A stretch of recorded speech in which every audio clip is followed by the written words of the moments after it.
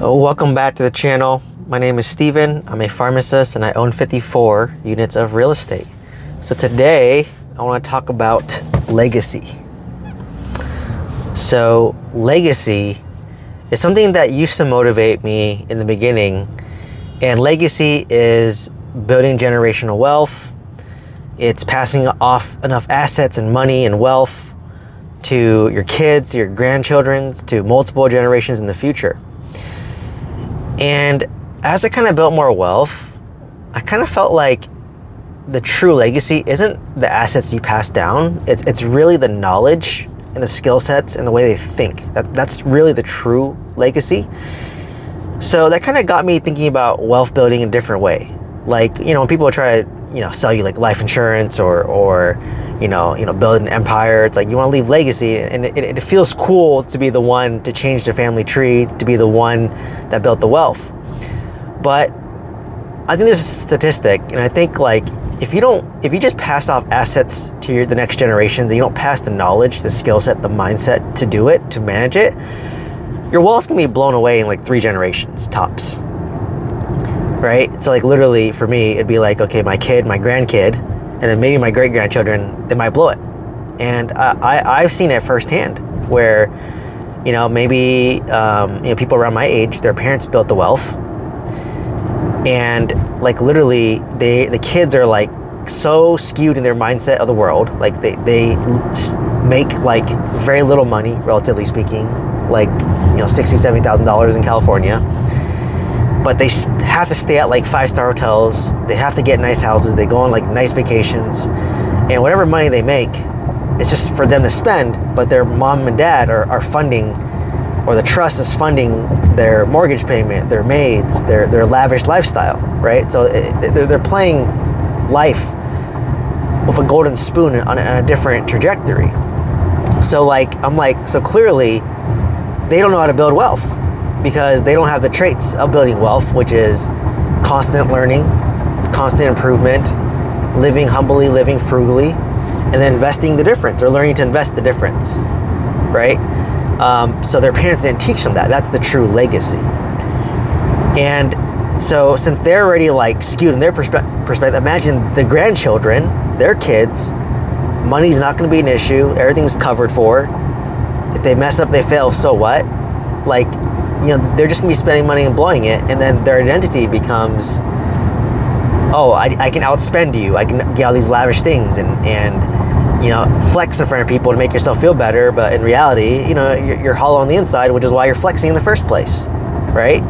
Like for me, like if I was a trust fund baby with a golden spoon, like I wouldn't feel good, sharing this house that like I was just given. Like I'll just be like, I'm fortunate to like get this house paid for by my parents, but I know I didn't earn it, right? So I wouldn't flex that like I have a nice house that was just given to me by my parents. But I get it, you want to feel significance, you want to feel important, so that you flex, but you're flexing something that you didn't even earn yourself.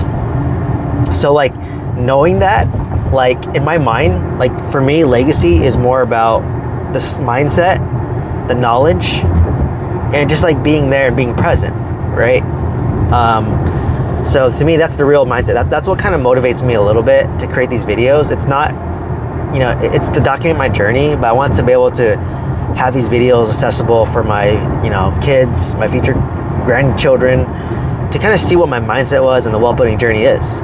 And so it's really documentation of that mindset. And for me, I hope that I can instill the mindsets, the beliefs, the work ethic, the critical thinking, the problem solving, the drive for constant improvement, because that's the true legacy that will maintain the wealth, right? So like I already kind of see it, like I just give it 2 more generations and these people will blow their wells. They'll live very good lives, but they will not sustain the nest egg, and they're just going to blow it away, right?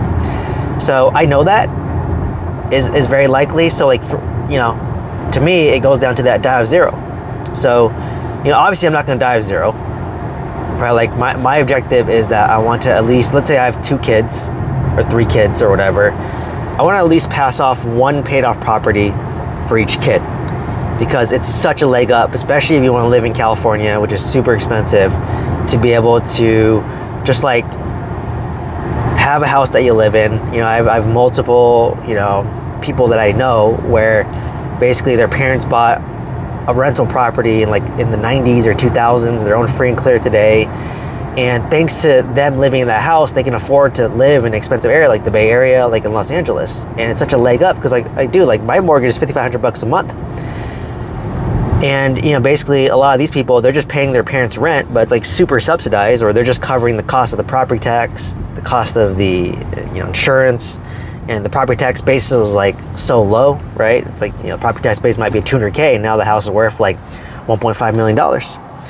And they cover the insurance and they cover the utilities, and it's significantly cheaper. It's their house that they're living in. So it sets yourself up so that, if you lose your job, your base expense is not that big, right? Versus someone like me who has a mortgage. If I lost my job, I'd be stressed or be forced to sell a piece of real estate to then pay off my primary residence so I have a place to live. So, it's a huge, huge leg up in society if you can minimize your base expense, which is housing, so that if something happens to you, you can still have a place to live, right? So for me, I just want to pass off each rental property and maybe some assets. Otherwise, most likely, knowing me, I'll probably pass off more than I inherited. But for me and my wife, we're each probably going to inherit probably a paid off property from our parents. And then basically, to me, I'm well, if as long as my kids can inherit one paid off property, that's good enough, right? So I think legacy is a little bit overrated, and I've seen so many times where, someone's rich, they pass away, they live very humbly and frugally, and the kids are just fighting over the assets, right? And that's probably not what the parents intended.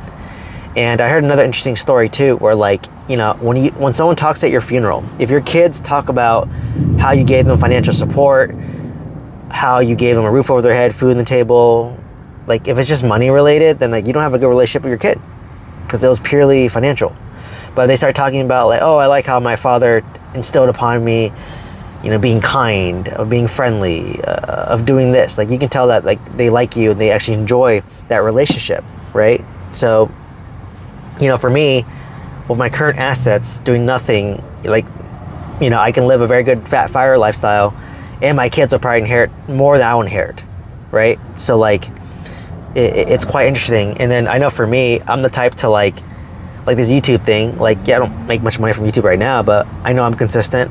I know that I'll continue to post because I just like to talk about what I learn. It's very natural for me because no one else wants to listen to me, so I talk on YouTube, or maybe someone will listen to me. And then over time, this can compound and make a lot more money, right? If I be consistent and improve over time.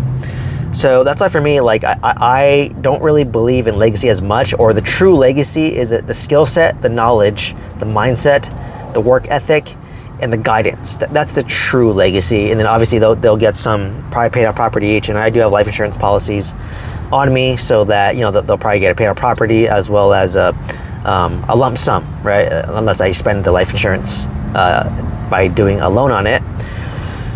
So, they'll get something, but the true legacy I want is the knowledge, the mindset that I have, because I don't think I could ever build a $1 billion company, nor do I want to, right? Even a $100 million company, I don't want to. That's not me. I don't like managing people.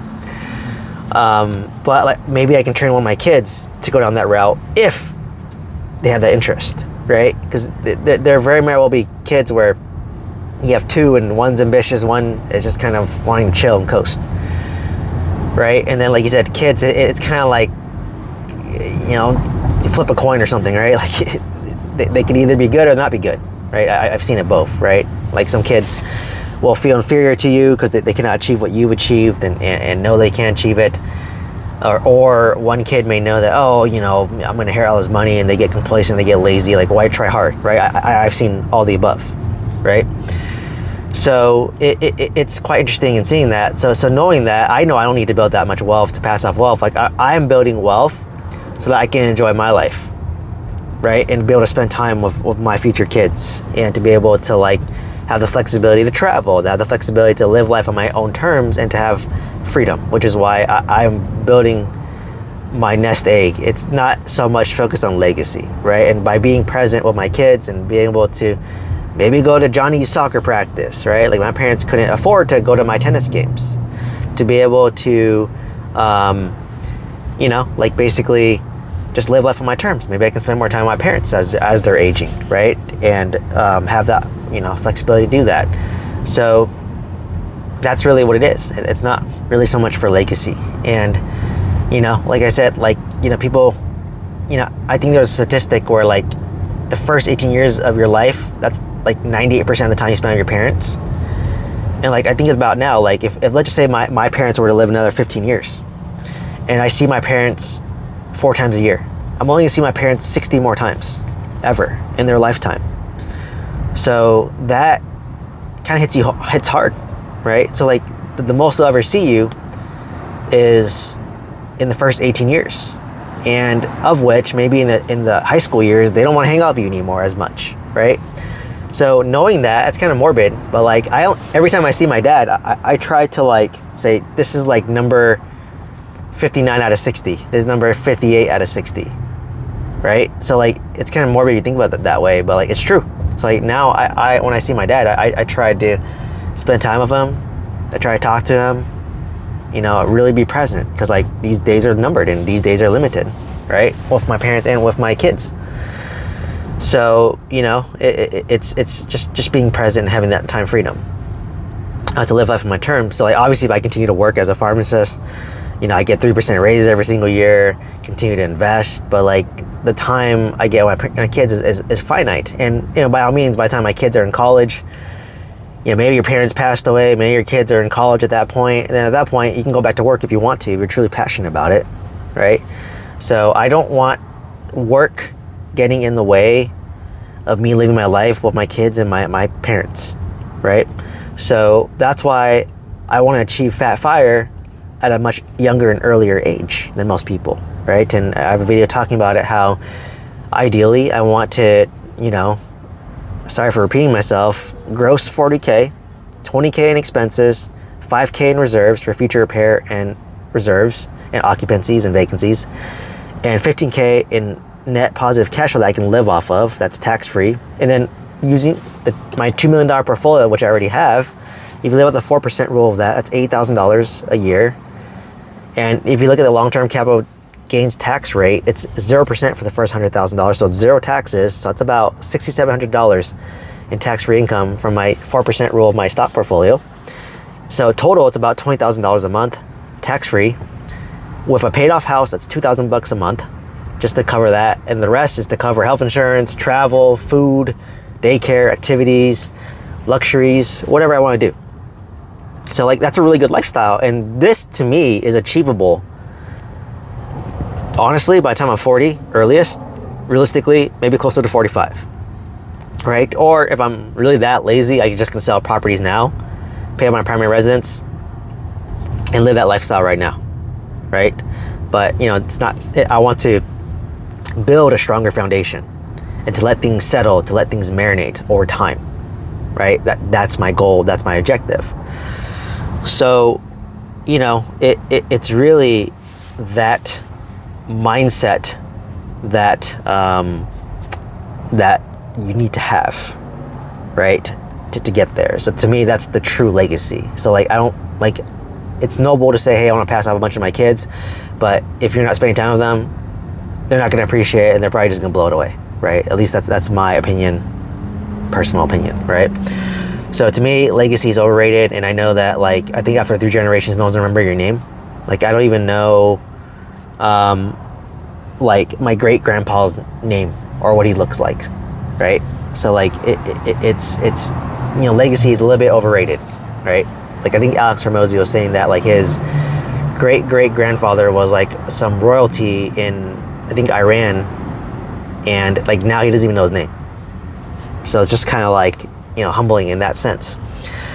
So, for me, when I bought real estate, when I'm building wealth, it was never to make a bunch of money just for the heck of it. It was to just give myself time freedom.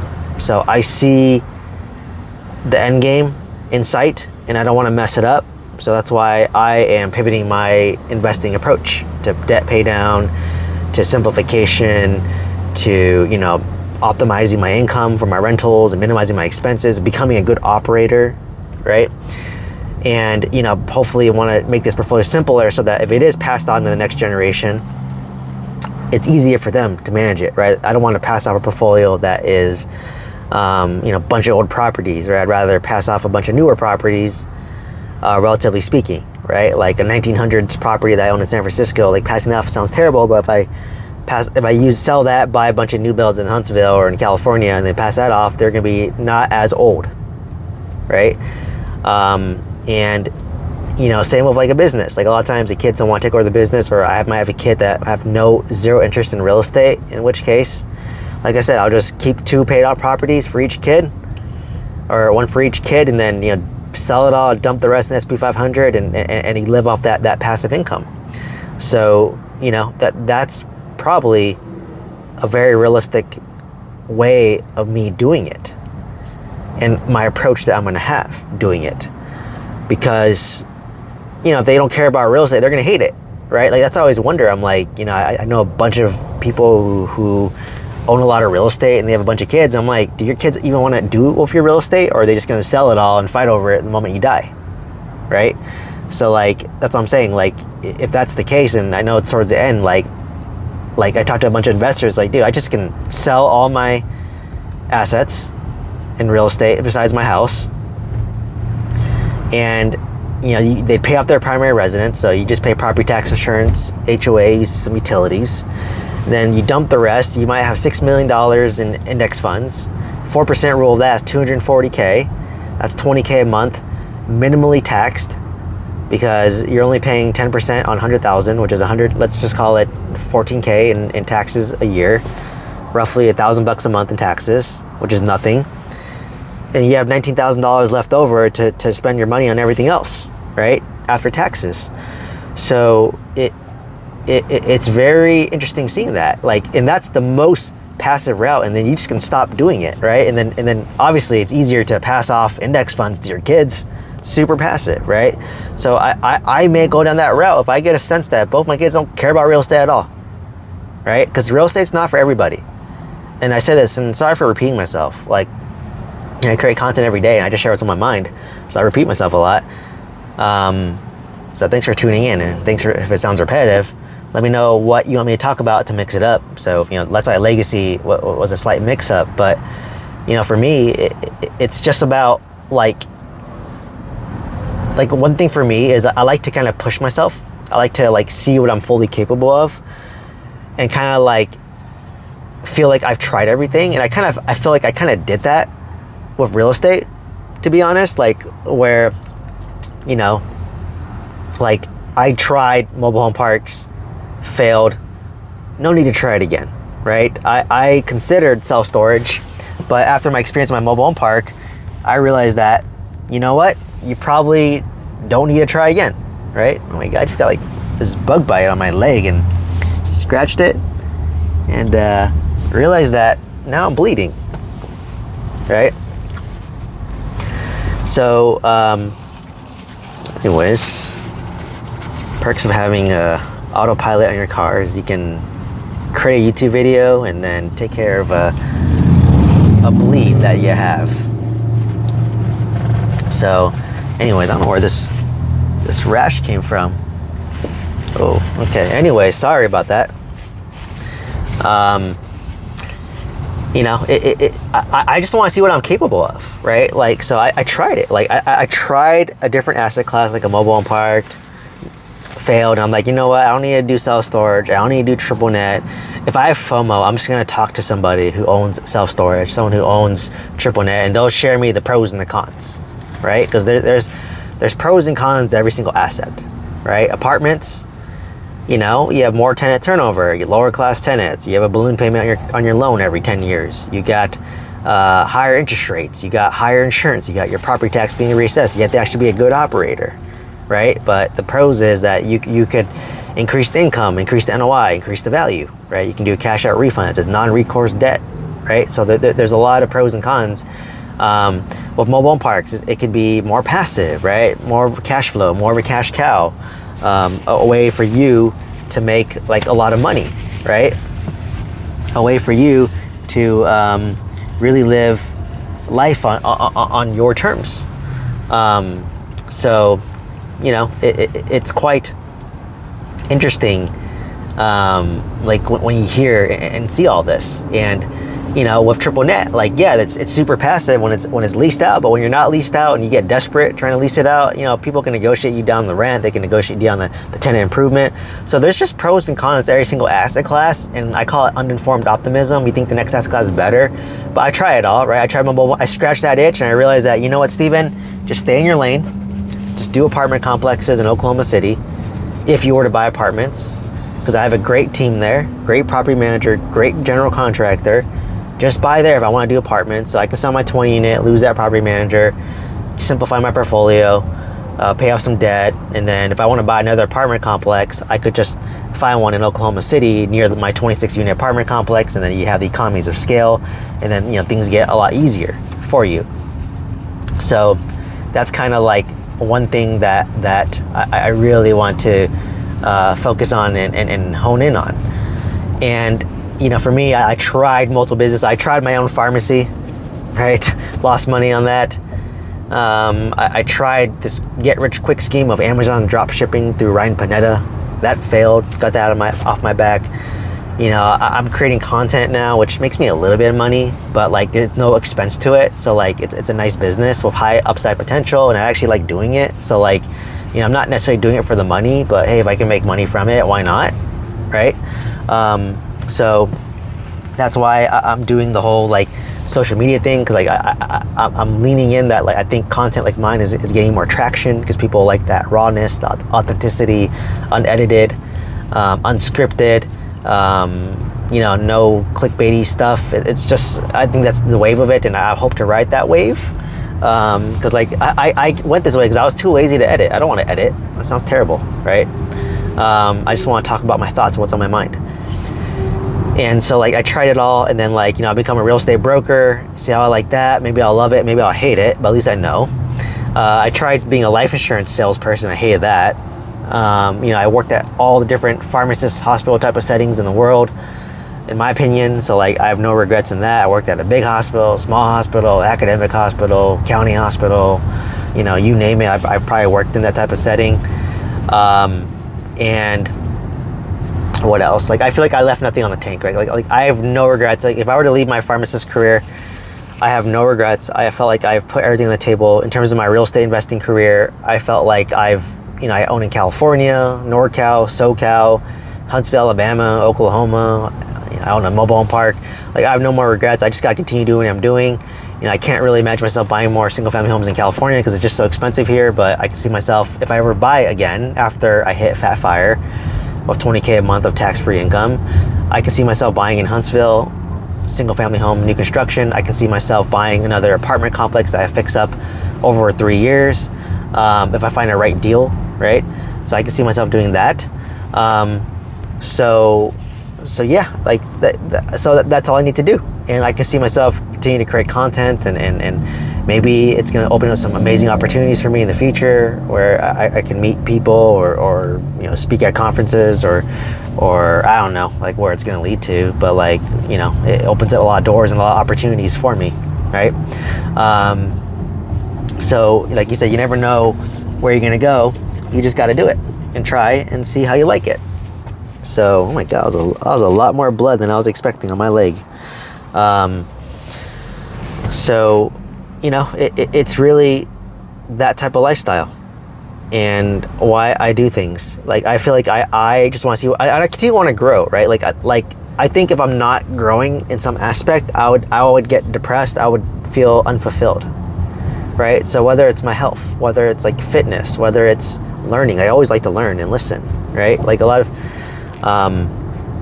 whether it's like trying to improve myself, like whether it's to learn about something and just share it. That's how I like to learn and share my knowledge. So it's quite interesting, now that I have this like approach and this like mindset. And that's why I said like legacy to me is the passing down of knowledge. And maybe this is kind of more like caveman days where like you pass things down through stories, right? Like you passing, like they didn't have books back then. You just were passed by word of mouth. Like you just heard from somebody who heard from somebody who heard from somebody. You know what I mean? So like storytelling is the original form of learning and sharing knowledge. And I fortunately love to do that. So like I said, I'd like to like push myself and share my experiences, share my hardship, share my trials and tribulations that I went through in order to get to where I'm at, so I can teach the next generation and the generation after that my knowledge and skill set, right? Like I think that's the point of life when I'm an old person, like as a grandpa. Like I just want to share all my life experience with the next generation, and hopefully that eases them or teaches them some valuable lessons, right? It's like the old man in the rocking chair, like teaching sage level advice, right? I would love to be able to be that person. So, you know, it's a different game out there now, and it doesn't matter how do you want to play the game. So, you know, that's why for me, like, to repeat, legacy is purely about passing down skills and knowledge. Yes, they will get some assets, but for me, I want my kids to be able to think. I want my kids to be able to create. I want my kids to find their own fulfillment, whatever that is. And I want to teach them that mindset to get there, right? And whatever it is, right? And I hope one kid's interested in real estate so they can continue this on. But, you know, I'm totally fine if both are not into real estate, or all three of them are not into real estate. Because, you know, like I said, it's not for everyone. Like my dad doesn't like real estate. My mom liked it, but she didn't have the finances. My wife, I think, she kind of is neutral about it, I would say. So we'll see. We'll see if a kid picks an interest in it, because, you know, like I said, I was interested in money and making money at a young age. So yeah. So anyways, thanks for listening to this long rant. Sorry for going off topic. I do these off the cuff. If you want, let me know what questions you have. Please let me know what nuggets you got out of this video. If you want to join my school community on a free trial, afterwards it's $30 a month, $1 a day. I try to do some live Q&As monthly if you want to talk to me directly. It's cheaper than coaching.